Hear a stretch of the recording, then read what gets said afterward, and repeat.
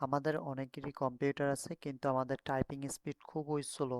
আমরা প্রপার নিয়মে টাইপিং করি না বিধায় আমাদের টাইপিং কিন্তু স্লো হয়ে আছে। আমরা যদি চাই যে আমরা খুব দ্রুত টাইপিং করতে চাই, আবার যদি আপনি কোনো জব অ্যাপ্লাই করেন তখন বলা থাকে যে আপনি 1 মিনিটে 10টা 20টা ওয়ার্ড লিখতে হবে, কিন্তু আমাদের টাইপিং স্লো বিধায় আমরা এগুলো পারি না। আপনি যদি চান যে আপনার টাইপিং স্পিড বাড়াবেন তাহলে আজকের ভিডিওটি সম্পূর্ণ দেখুন এবং আমি যেরকম বলি এগুলো আপনি ফলো করুন এবং কিছুদিন প্র্যাকটিস করুন। আপনি যত বেশি প্র্যাকটিস করবেন নিয়ম অনুসরণ করে আপনার তত দ্রুত আপনার টাইপিং আপনার কন্ট্রোলে আসবে।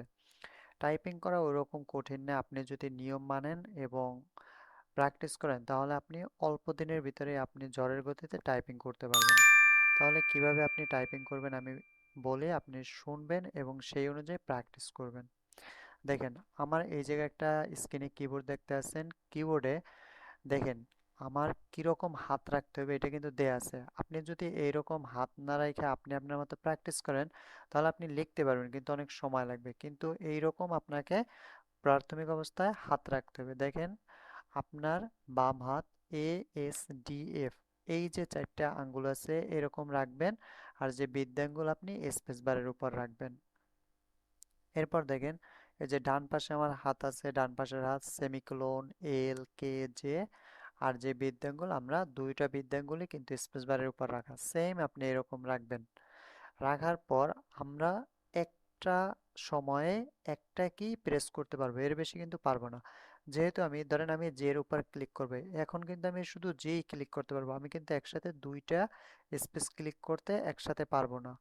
তাহলে যেহেতু আমি একটা কিতে প্রেস করতে পারবো তাহলে আমার একটা আঙ্গুল মুভ করবে।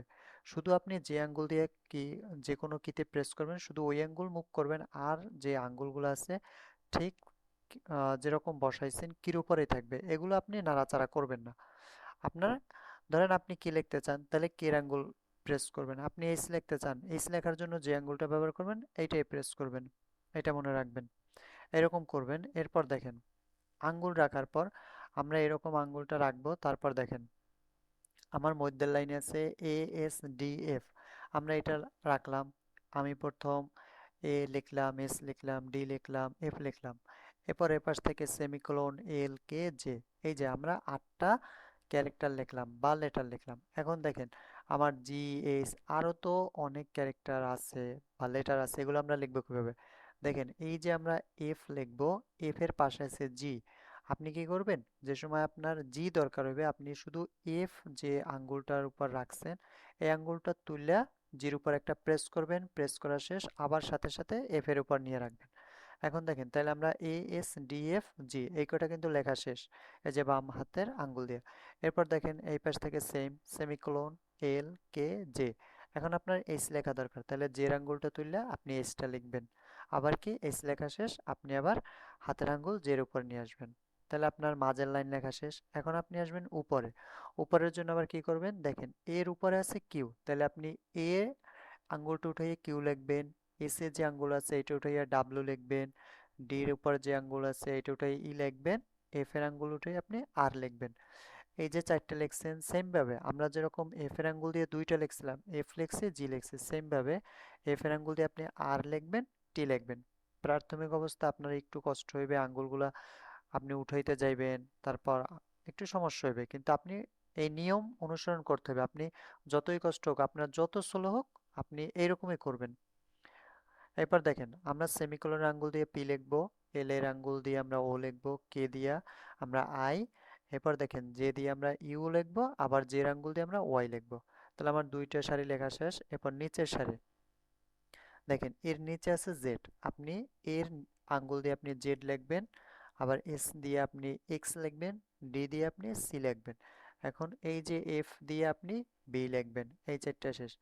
এই পাশ থেকে সেমিকোলনের আঙ্গুল দিয়ে আপনি ডটটা লিখবেন, এল দিয়ে আপনি কমা লিখবেন, কে দিয়ে আপনি এম লিখবেন, এরপর জের আঙ্গুল দিয়ে আপনি এন লিখবেন। এখন দেখেন আমার কিন্তু বিটা বাকি আছে, আপনি চাইলে এই জের আঙ্গুল দিয়ে বিটাও লিখতে পারেন, আবার এই যে বৃদ্ধাঙ্গুল দিয়ে আপনি বি লিখতে পারেন, সমস্যা নেই। এরপর স্পেস দিবেন, এইটা আপনার মানতে হইবে। এখন আপনি যদি আমরা কিবোর্ডে আসি, দেখেন এমএস ওয়ার্ডে আসে,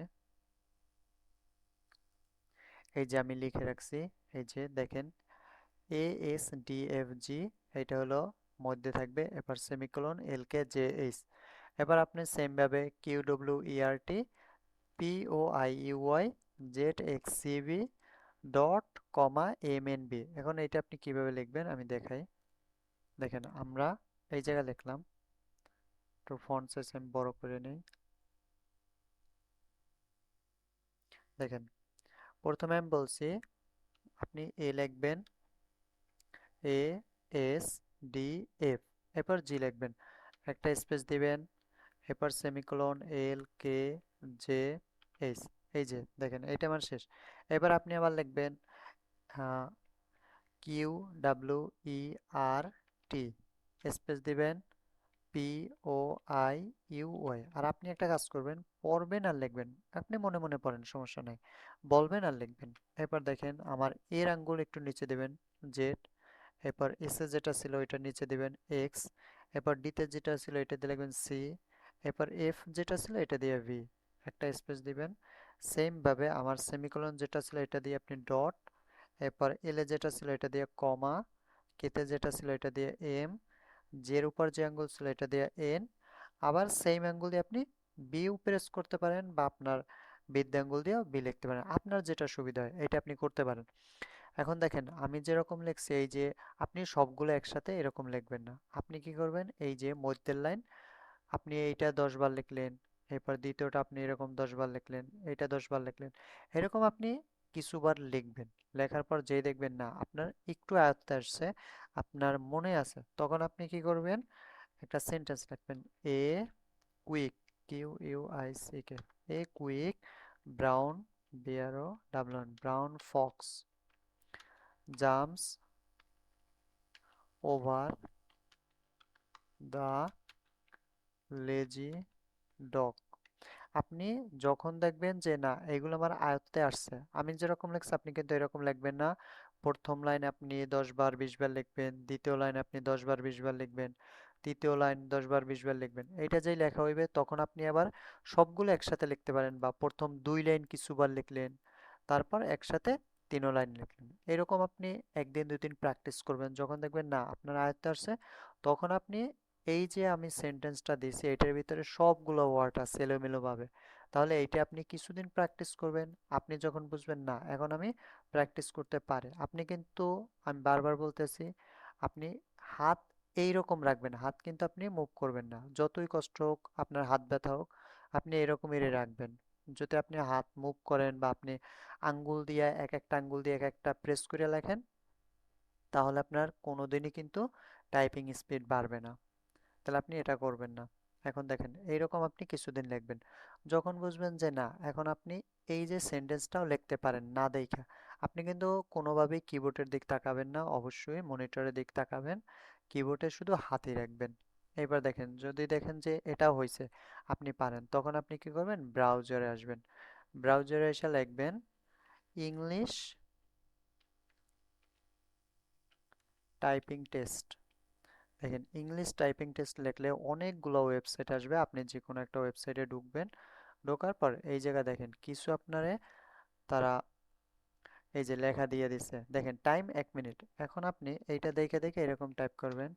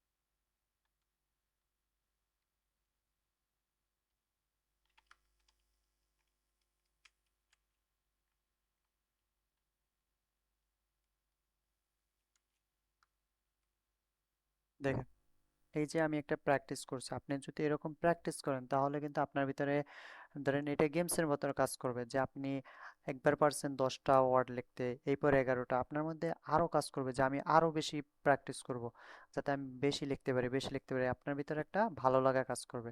আপনি এরকম করবেন, তাহলে আপনার দেখবেন 4-5 দিনের ভিতরে আপনার টাইপিং স্পিড আপনার কন্ট্রোলে আসবে। আপনি 1 মিনিটে 20টা 25টা এরকম ওয়ার্ড লিখতে পারবেন। ঠিক আছে, আপনি এরকম প্র্যাকটিস করবেন। যদি তারপরে সমস্যা হয়, অবশ্যই কমেন্ট করবেন। এরপর আমরা দেখাবো যে কিভাবে আপনি বাংলাটা টাইপিং করতে পারেন এবং শিখতে পারেন।